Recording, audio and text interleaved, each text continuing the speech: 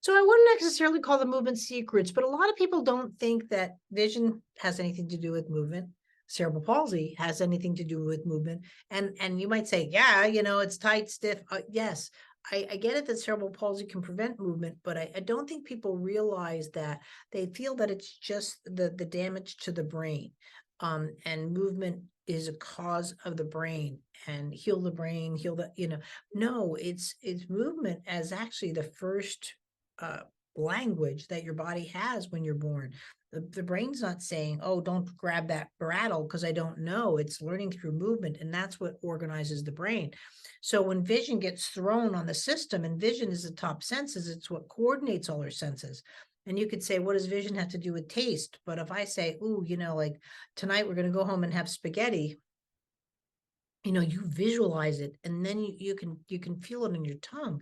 It's an experience. That vision is a dominant. And I've always said too, if you improve vision, you improve every movement in the body. So let's go. I have amazing boys. You know about Graham a lot. My son Gordon just graduated from ASU. He just got his first job with double majors and summa cum laude. And Graham, as you can see, this was his before, and this was him after. I mean, these pictures are like a week apart. And I just got this in the mail, that he made the National Honor Society, because I think his GPA this semester was 3.95. And again, guys, this isn't a brag.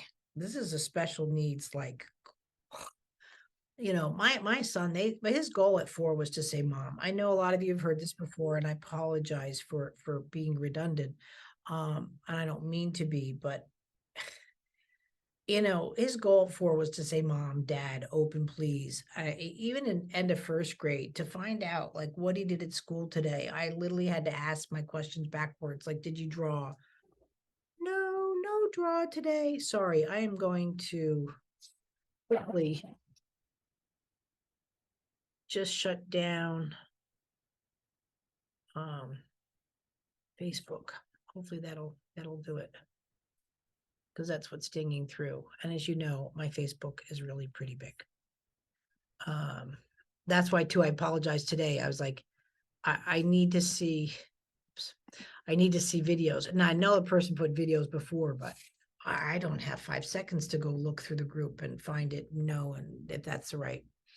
When you're asking a question, I just sort of need everything in front of me so I can do it. But again, it's free, so that's what also too.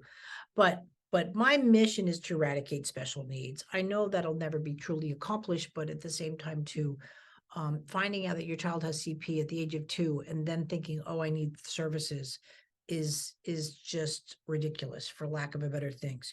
To not know what happened to my son here, that someone didn't grab me by the collars and say, like, lady, you're looking at a life here, lifetime for you and for him. I because he walked, he talked, like he was, I just thought he was going to go back. I had no idea. Nobody was talking to me. A lot of what I do is just so you don't have to go through what I did. Right. It's unacceptable. We're in the 21st century. We're talking to computers. They're talking better than we are. And trying to tell people how a baby should develop. And this whole, oh, all babies are different. And no, stop. It's just out of the ballpark. No, this is about movement awareness. If you have any concerns for your child's well-being, including movement and movement regression, anything like that, please go to a specialist, your doctor, and to see that. I'm here to help with movement and vision, but I'm not an ophthalmologist. If you need a good visual report, that's who you go to first, and then we can work around it. That's where we need to go. But that's, does your child, and some screens, I'm sorry, I just have to read and some I won't, but again, functional vision. Now, functional vision could be, again, for me to function better and see this, I need my reading glasses. I'm getting old. That is functional vision. Yes, it is a structural issue, but right now, like my little icon that I see on the screen, like I'm ghosted out. I know I have a sort of a dark green shirt on, and here's my face, but I have like 3 noses, same thing. So the reading glasses do help. I don't like to do a webinar and do my glasses because then the lights shine on them. Not a vanity issue, just distracting. So, but also too, as you're going to learn here, positioning is going to be, can I get in a position for my vision to work best with my body, with my equipment, right? Do they have to coordinate their body to the task at hand? You don't think how, again, you see the little kids come in here and they're just doing this and all that and so forth, because again, they have different movement abilities, different abilities to move their bodies. Not only just different positions that our bodies can get into, and they will do that. And so, but again, if you have cerebral palsy, you know what I mean? This is just, again, are they not able to have healthy functional vision due to their eyes and body for optimal development? Look at the equipment-based sustainability for this child and forget the equipment. I see epnoid jams, the nose jammed up. This child definitely was intubated. How do I know too? His buck teeth, how they come out. You can almost still see the intubation tube in him. Nobody undid medical stuff. He's got tegaderm issues or the tape here. And so he's here and me like this. And again, this isn't even a video. And this what he's probably been in the NICU. He's got smaller arms up on top, those kind of things. They tend to thin out a little bit more when they're NICU babies. Yes, I'd have to check with his parents to know if I'm saying this correctly, but I've been doing this enough that, and also too, he's a wire because of the intubation, and you guys can do this, stick your 2 fingers here and just pull, you're going to lose vision. He's got a wider nasal brow. So I can tell you right now, for a child who doesn't have glasses and his eye vision might be fine, he can't see well, right? And this information has to be out there. If you're taking this today, please share this, put it on groups. I can't go to every group because they think I'm advertising Movement Lesson. These kind of webinars is just for the greater good for parents and so forth. But again, that's a pure example of, are you told your vision's fine? You know what I mean? But it's due to neurotrauma. But that's kind of a dive. Cerebral palsy, of course it's neurotrauma, but my child still needs to see better. This is what you're here for. So again, the conception of, because you have cerebral palsy, that they're only going to be able to do certain things. I mean, again, look at this child, look at the age he is. Is he in a position to see well, right? They're going to need to work harder. Why do, I hear this all the time, especially, I'm just saying this is a cultural, but Asia, the whole thing that it has to be work, Russia, India, China, Japan, even Israel, get this, the work, kind of thing. And they need to work harder. Why does a child of any age need to work harder? Right? Or they're just not visually interested. They're just not paying attention. They're just, they just didn't, and again, could be taken as CVI, where they're just, but they're doing this really because they're getting thrown off visually to their systems. And again, you'll need to prop them. But again, if I was propped here, I'm not talking to you. It doesn't mean I have cognitive issues necessarily. It doesn't mean that I have visual issues, but if I'm here propped, then I can't look at you over there, right? And so a child can look and respond way more delayed than they even need to. And that needs to stop. Our kids are so smart. We need to offer them that. So the milestone performances and the development and therapies, right? You're going to see again, like that child laying there. He clearly skipped his milestones for gravity, right? And he skipped his transitional milestones, but yet we're expecting his vision to be here when his development's here. And you can't do that. You can't supersede areas of development. And I have my charts on all that, but you can't supersede area. It needs to come together, right? You can have these little gaps and so forth. But again, even for typical milestones, right? They need to come. The gravity milestones have to kick in, the transitional milestone, and again, going into the self-care and independence. And that's what we just want for everybody. You take care of you, I take care of me. Right. So, but a lot of people think development is this. But if you look at that picture for Graham, he was here. right? And he went back to here. Like he didn't go down to this one. He was like, when he regressed to a 3-month level. Any professional should have known a child that was at a 14 months level or 13 months and regressed to a 3 months level is not going to progress whatsoever without some kind of therapeutic intervention. I should have been given the pamphlet. And to this, well, we got to wait and see what he's going to do. I know, but he's just, he doesn't have a fever. I heard it all. We want optimal development. We want these things, right? A lot of people look at just, again, Graham's going to walk. And I didn't know it then, but I was like, can he just do something today he didn't do yesterday? Okay, I didn't think he was going to walk, but again, I wanted the more functional movements. They were just shooting, and then by 2, when he didn't walk, then they're telling me, boom, the ball just dropped on me. Oh, then he's never going to walk. So what happened to this? You know what I mean? Like, you were going, what happened? Oh, you have to work with somebody else. And so really the brain is either progressing or it's regressing, right? But the brain can't progress, so the body can't move and the brain can't progress, with the optimal development. And so that's what you need to do, work on changes for there. So, and again, let's start looking at, yes, we have CP. Yes, we have functional vision issues. How can we work them together? Because the more we combine things, the more we have transition, the more we combine, the more optimal things are. Everybody needs help. So strabismus, also known as cross-eyed, but it's coming out more and more that the kid's squinting, child squinting, right? And I'm sorry, a squint to me is like, it's too bright out. I'm squinting, or I'm just tired, and my eyes are just fatigued and I have a squint. But again, that this inward eye turn that, is to me much more of a neuromuscular issue. Yes, but we need to know what the stress is. Typically it is due to an astigmatism or a weaker prescription within the eyes and causing that focus point to be off. And so one eye will pull in if it's weaker, and it could just be that the muscle of the eye is weaker as well. But or just an overall alignment issue. If we go back to this little guy here, again, he has an alignment issue because he has a wider brow. He's had the intubation and so forth. And that's an ocular alignment. And that's why I really look at the axis that's going here, right? So, and then, so you have a reduced ability for the eyes to work together. And then again, depth perception is off and so forth. And that's where you see kids playing usually within a 2 to 3 foot range and not more than that.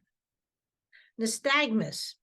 I should have videotaped him. I just had a munchkin here.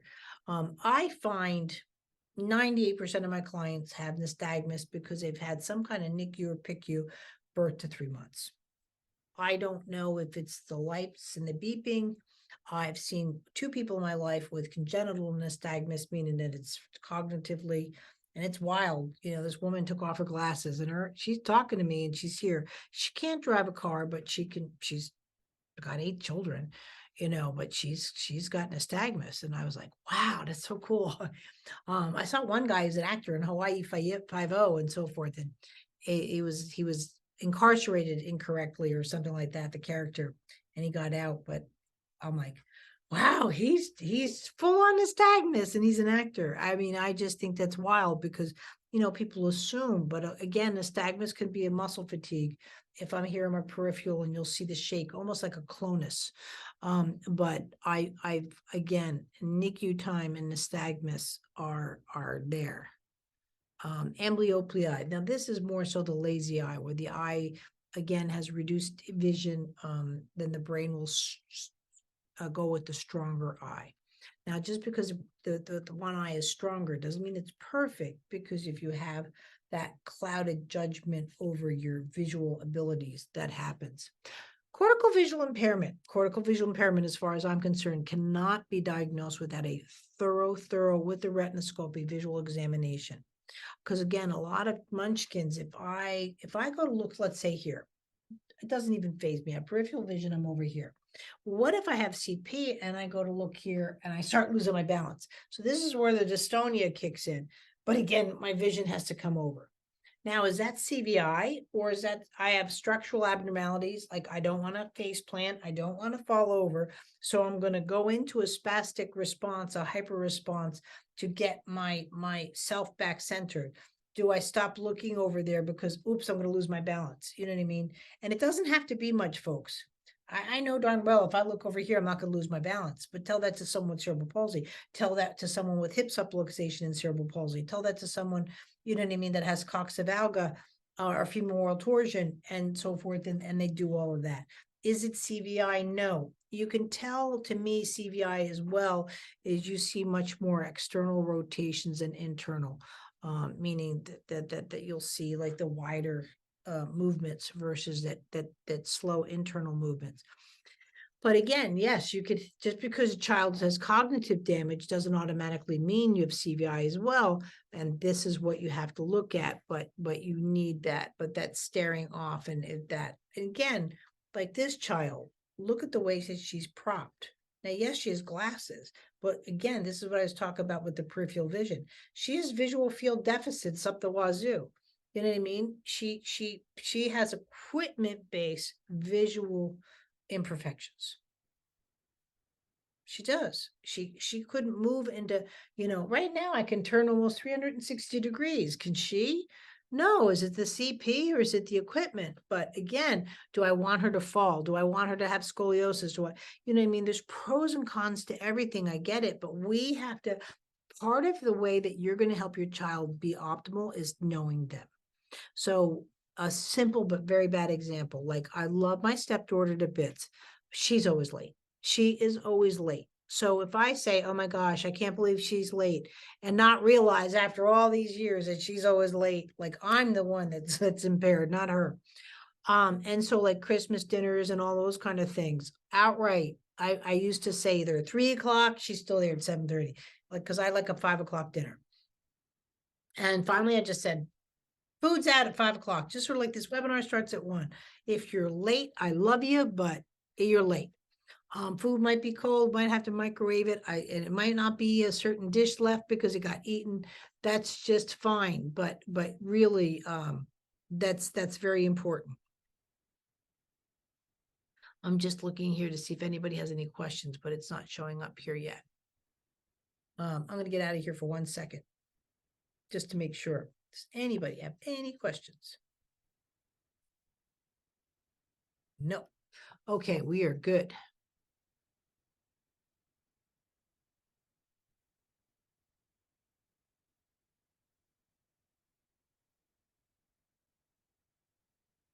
As you can see, I have a lot going on.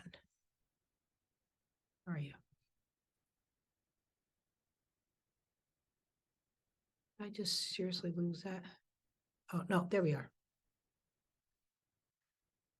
So again, spatial awareness. Is she able to do these things? No.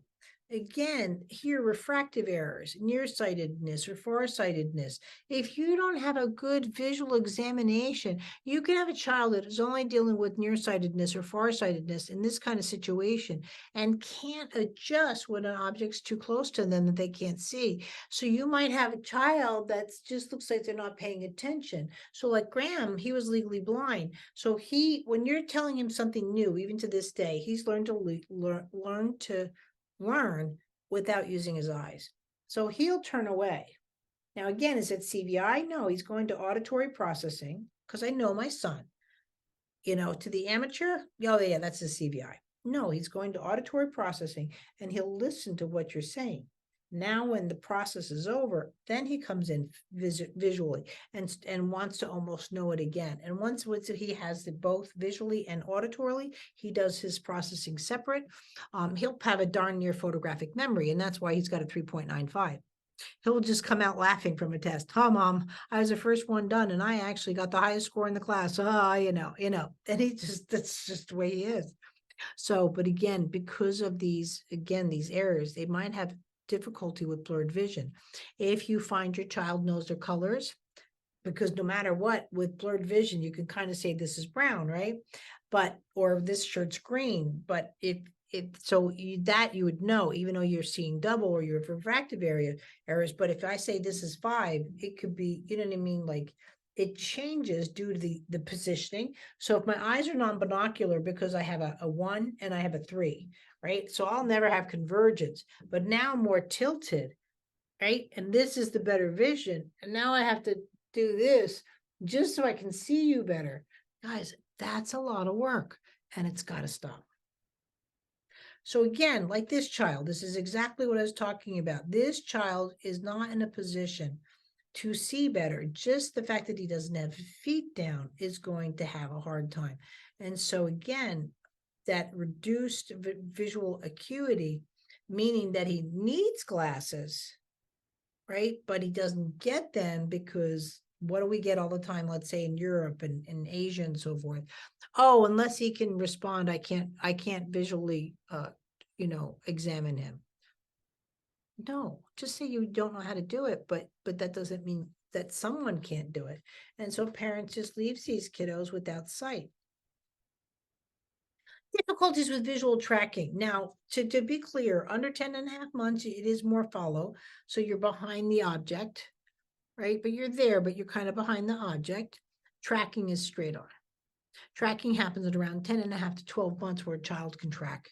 I like to say, like, they come in and they just, like, they're seeing gnats and they're just like, ooh, because their eyes are all over the place. And so again, like here, like see how I can just sway back and forth and still visually keep eye on it. Again, that's a visual smoothness that I can respond and to visual stimuli, even this that I'm moving around and I can still read and do these things and that. So visual tracking involves smoothly following objects or moving the eyes across the line of text while reading. So it doesn't matter where I'm at because I have a strong convergence in the way that I can track. I can read this more clearly than a child who's trying to pick their head up with their eyes and with that. So they pick their head up with their eyes, right? But see, then I don't have convergence or binocular vision, but I can pick my head up. But the second I do have convergence, oops, my head drops because I'm no longer picking my head up with my eyes. And so you have those kind of things. And the head bob that happens, that's why. Ocular motor dysfunction. Ocular motor dysfunction refers to the problem with the eyes and movements such as difficulty in smooth pursuits, saccadias, rapid eye movements, shifting gaze between objects. These difficulties can impact visual scanning and tracking of objects in the environment. So what does that mean?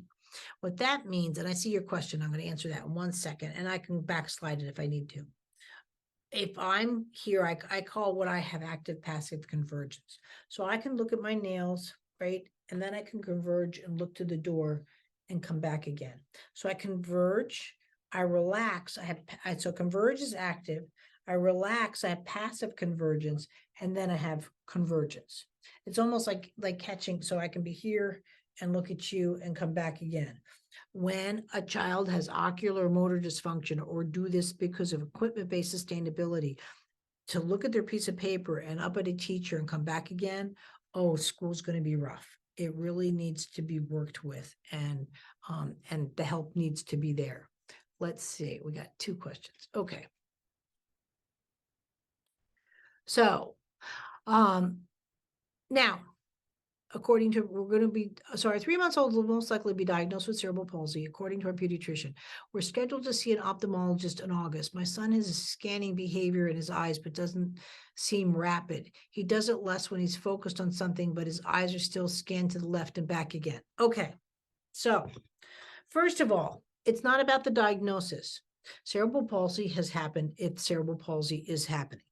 It is trauma that has happened during the utero, meaning it could have been a stroke in utero, or it has happened during birth. Let's say cord wrapped around the neck, some kind of trauma, it doesn't matter.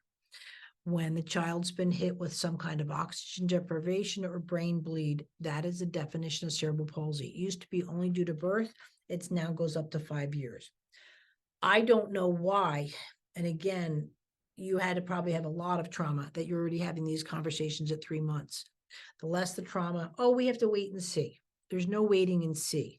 If you think that your child has cerebral palsy, I'm telling you, you start working on it today, because we do not want the effect. So the biggest problem with cerebral palsy is we're supposed to weight transfer, have transitional skills with rotation in opposition to gravity. That is development in its entirety. We do all these things, but we do it as we oppose gravity. We oppose gravity, but we have to do it with rotational movement. That is development. That is optimal development. When you have even just something simple, whoops, as this boy's eyes, right, coming in, I'm going to move this over. So when this boy's eyes just coming in, when you have something as simple as just a muscular contraction pulling that eye in, right, it's going to change the faces of the movement that's happening with your child in regards to weight transfer and transitional movement. It's meant to do this with a neutral muscle tone. So when that doesn't happen, like I can tell if a child's going to have CP right at the day that they're born. But if you even having conversations that you've had the birth issues, or you're going through this, act as like you're going to get it. Please don't wait for the diagnosis. So August is not a horrible time away, meaning that someone has said that they don't check eyes until 6 months.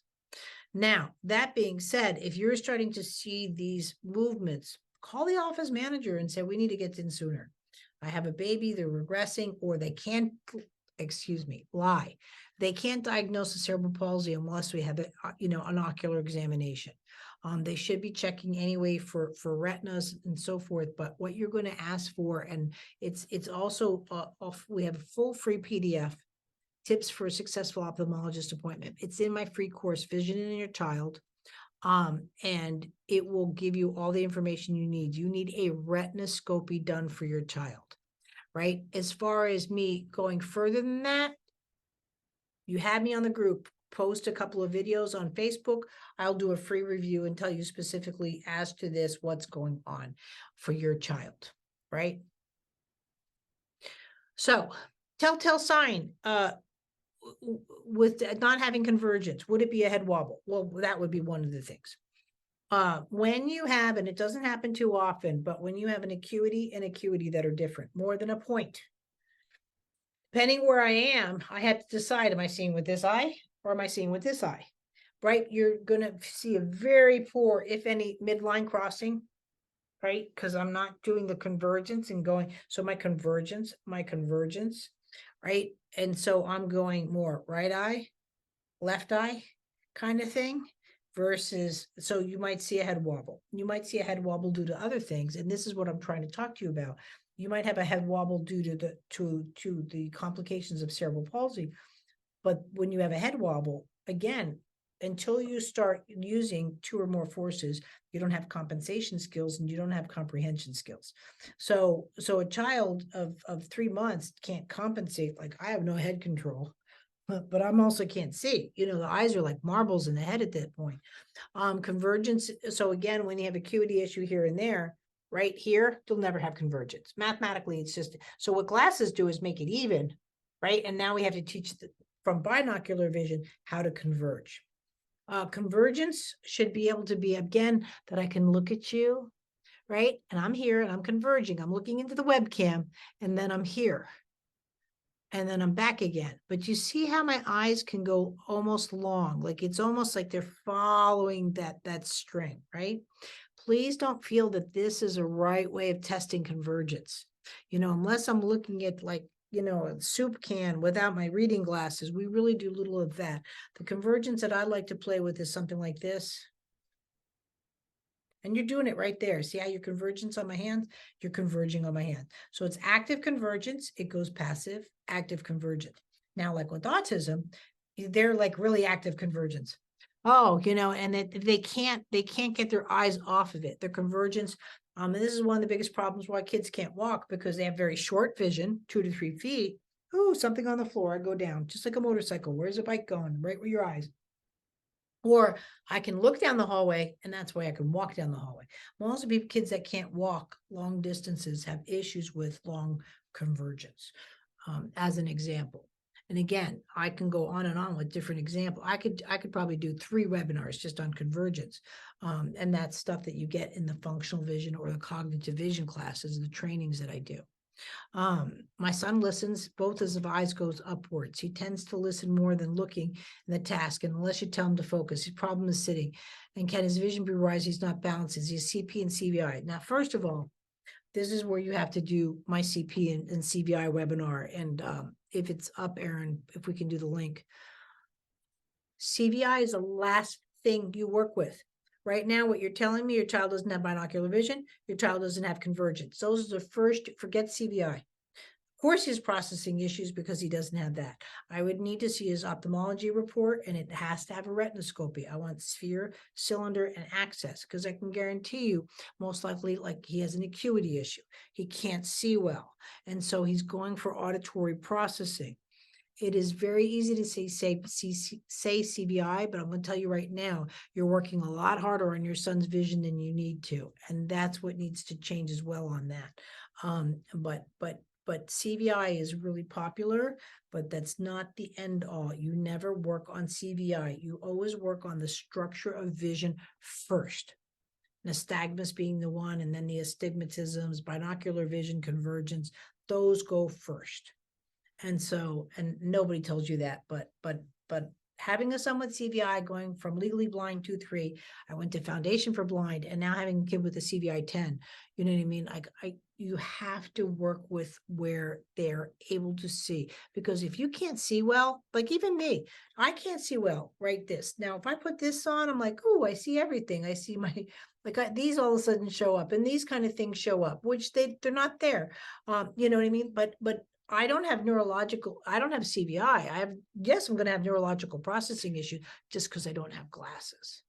So in that case, sensitivity to light. Okay, these things here, right here, are not because I worry too much. I am blue-eyed, German blue, and they did not have sunglasses. I'm 58 years old. I mean, your parents didn't spend any money on suntan lotion. What we spend money on our kids on just for this, forget it. That didn't happen back 50 some years ago. I have light sensitivity. I have blue eyes, and also my eyes just don't contract as fast as I'd like to be. So I was like this my whole, whatever. So if I do get upset, yes, my frowns show up and people go, what's wrong? I'm like, that's just from being in the sun. That little girl, as the old saying goes, you make that face, it'll stay that way. Your child might have issues with light sensitivity, right? But can't do anything because they have cerebral palsy. So they're going outside and they're just tossing their heads and whatever, or getting very upset. And people go, oh, I just can't go outside. No, you need to get them sunglasses or some kind of transitional lenses on glasses for any kid in that is not driving yet is imperative in my books. Because they're outside in recess and dodgeball, if they're wearing glasses, like I said, typical kids or not, they need transitional lenses. But outright, my son, when he went to drive, because my son's vision is very poor, Gordon, he's at a 5, and he needs sunglasses and he needs driving glasses, right? So he needs that. He's got, because transitional lenses don't go dark enough for driving, as far as sunglasses. Now, these are ways to not work with vision in cerebral palsy.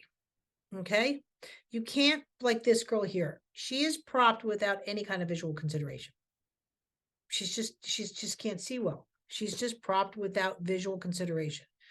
And don't do it. You just can't do it. And you have to teach caretakers, your PT at school, your OT at school, your school teacher, right? If your child, like if she's like this seeing, and something happens over here, how is she going to get there?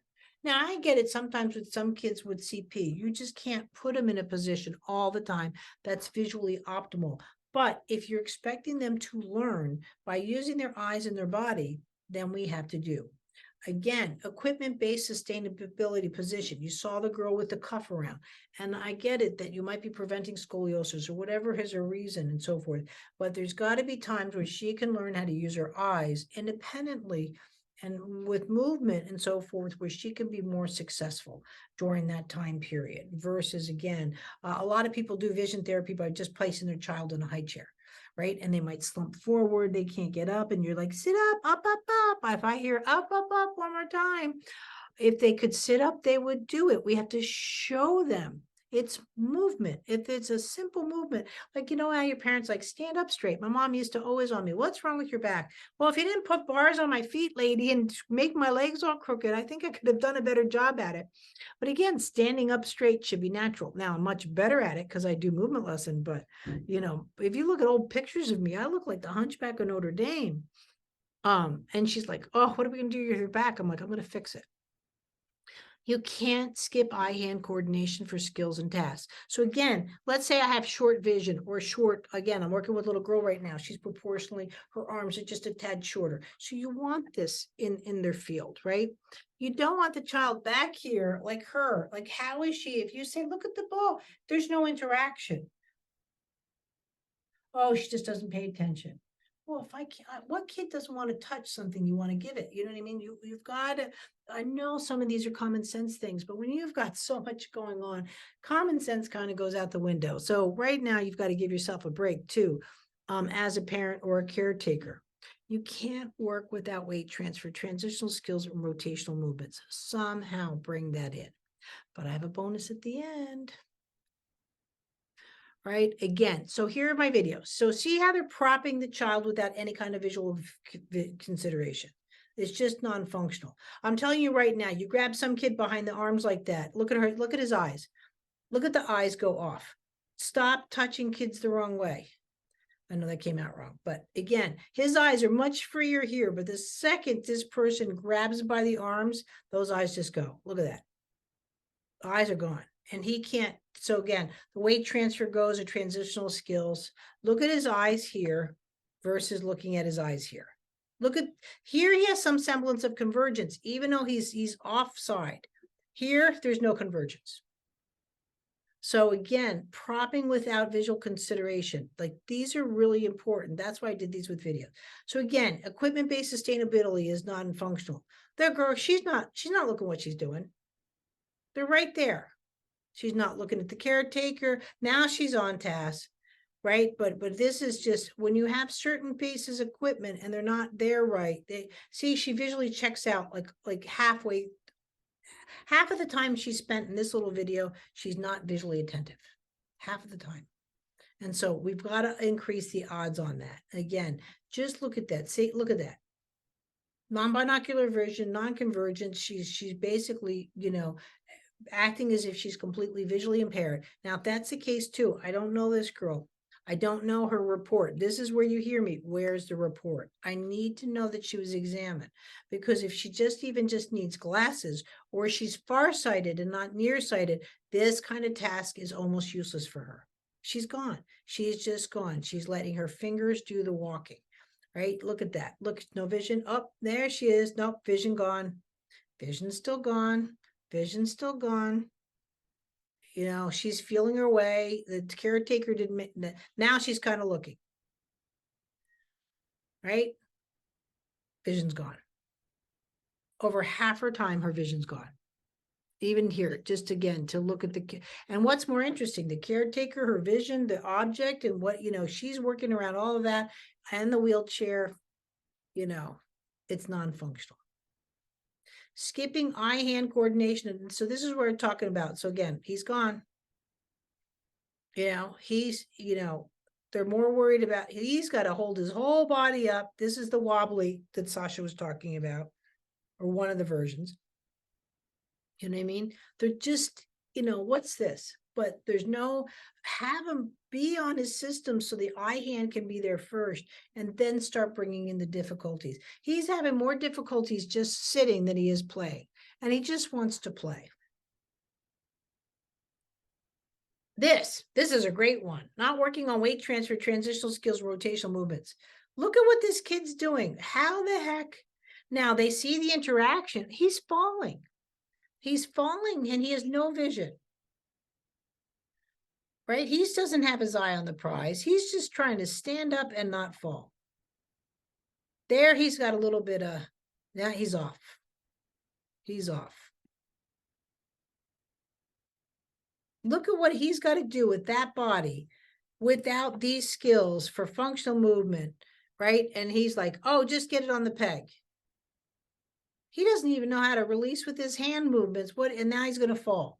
You're good. So when you're falling, right, and we would never use our equipment like this whatsoever. When you're falling, you do not have fine motor skills. I'll tell you that much. Arnold Schwarzenegger doesn't have any. So again, you can see right here, some semblance of convergence, but you can see here is this child's eyes are not lining up, right? And you can just see that. This child needs visual help. And again, was there a patching program? Were there glasses involved? What can we do to make his vision more successful? Really is just that it is it. And again, if his vision's more successful, so is his cerebral palsy, right? So, but again, there shouldn't be a wait and see with your child. There just shouldn't be. We can't work on that. What can you do for optimal development? This is what, please, you're not here to learn movement lesson. Movement lesson is the modality that's going to give you all the answers to what we're doing. But don't look at it as you're trying to learn movement lesson. You're learning how to have optimal development, right? And so development and deviations, when you're flirting in the red, it's just mathematics. You're not working on optimal development. I don't care if you're going to soccer practice, everything that I just told you. I don't care if you're working on soccer, karate, or cerebral palsy. It's still the what I'm trying to teach you maintains, right?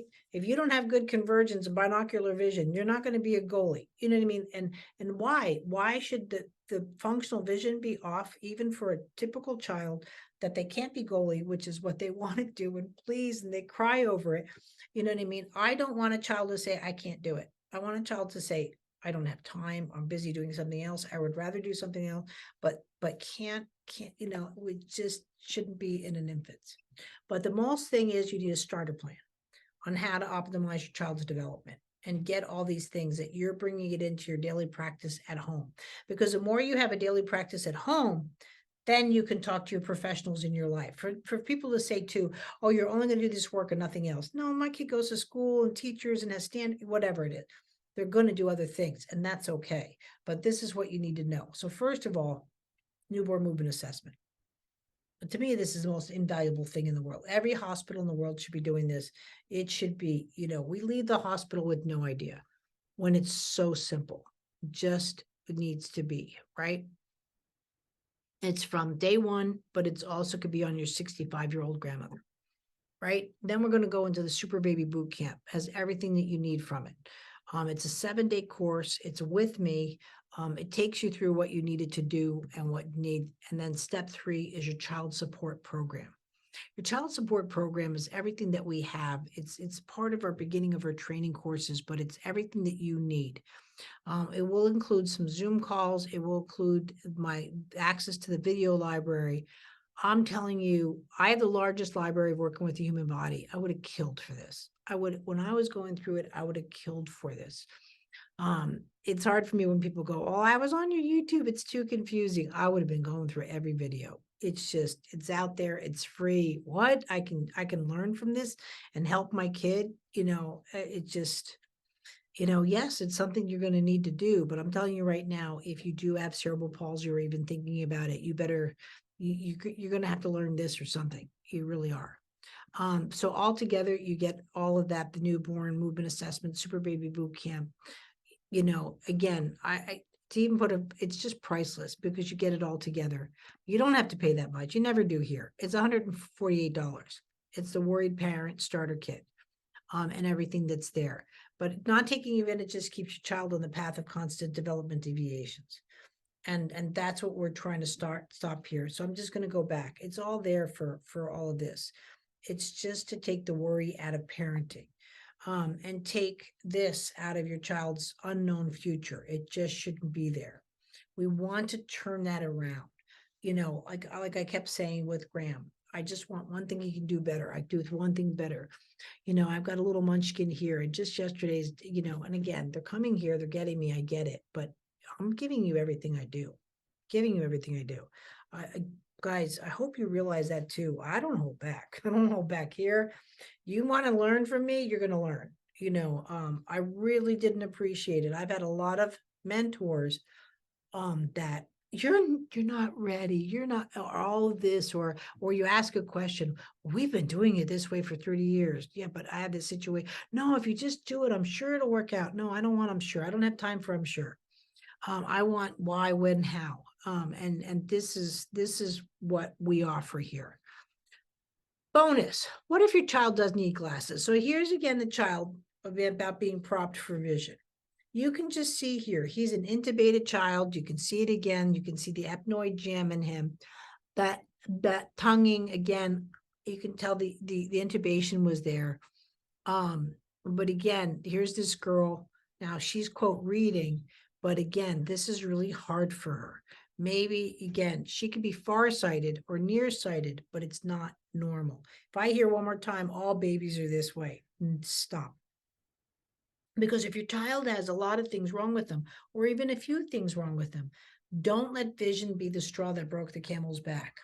But especially too, again, where you're talking about your 3-month-old, a child who's typical and move with their vision. A child with special needs cannot move with their vision, right? So alone, this alone, I'm worried about this baby, and it's not mine. You know, you need vision to compensate for the lack of inability to movement. And that's really is the key here. If you don't have the vision, then you're going to have the inability to movement. You're also going to have the inability for vision. But this poor child is going to be, again, I don't know it. I can't guarantee it because I can't see the before and after. I can tell you right now, good, you know, without some kind of intervention, this child's not walking. And it's not right. These kind of scenarios have to stop with our babies. So please, again, we're doing everything we can to help you, but we you know, we need you to start. We need you to go there. But if you keep waiting for the answers to come from somebody else, and it's just verbally, when they haven't assessed your child, when they haven't worked with your child, and again, worked with their vision, you're going to be in trouble. You're going to be in trouble. And I just say that from personal experience. So I love this thing. So start today, but thank you. So let me just pop out of here and make sure. Now, again, with me, please, guys. So I've reviewed your questions. Please, if you have more, but also if you think about them tonight, tomorrow, and so forth, please, this is what the group is for. Ask away. As you can see, if I see a child really in trouble, I'll jump on their video. I try and keep a queue, but at the same time too, you know, there's kiddos that are needing help more so than others per se, meaning that I think that they're medically, you know, if it's a seizure, if it's especially the back arching, not breathing right, I'll jump in. But that's what the group is for. The group is there for answers and solutions. I hopefully too, what you see with me is I don't tell you what's wrong, but I don't tell you how not to fix it. That's great too. Like, you know, you go, yo, your C7's out. Okay, great. What am I supposed to do about it? You know, like, do I move differently? Do I rest? Do I drink water? What do I do? You know, what can I help with my C7? You know, something like frozen shoulders. Someone's like, my doctor told me it's going to take 2 years. I'm like, I can do it in 10 minutes. Like, what do you, 2 years? But again, if you do what they say, then you get the results. So please at least try a program of mine and just stick to it. I appreciate you being here. What I should have had here, what the next webinar is, but we're always working on that. But hopefully too, again, if you feel that anyone would benefit from this, please share. You're here getting the information for you, but there's a lot of yous out there. Everybody's very sweet and says, oh, what Graham's going through is amazing. There should be 50,000 Grahams, you know, and you're one of them. That's why you're here. I don't, he really taught me to see the possibilities in everybody, not the problems. So with possibilities, you get solutions, and that's what we're after. Excuse me. I should have had a drink by me. Please, you'll get I don't have the link right in front of me. Maybe Erin can pop that up, but so it's the Worried Parent Starter Kit, and that is where the URL you need to go. I should do that here. Hold on. It would help.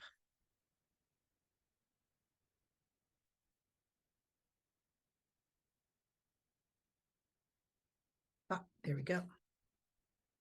So yeah, movementlesson.academy/worried/parent/starter/kit. Thank you so much. Now I've got a lot of videos to review on Facebook. Again, any questions for your child? I need to see a video.